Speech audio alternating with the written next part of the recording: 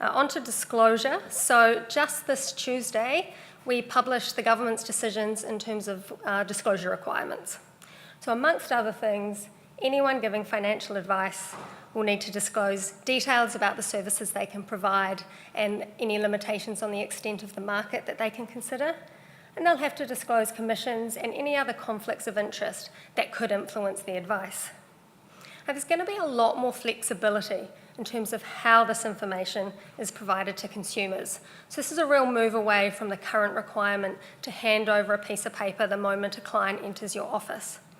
And we undertook a lot of consumer testing on these proposals, and it showed a real improvement in terms of giving consumers the information that they need when they need it and in a form that makes sense to them.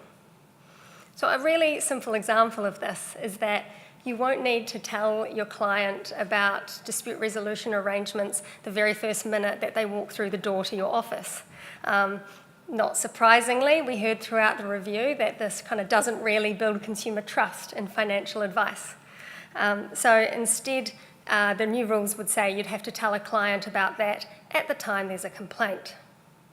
So you can find out a lot more about the decisions on the MB website, and we'll also be consulting soon on the regulations themselves, so you can see the detailed legal wording, and we just want to double check that the way those regulations are written works in practice.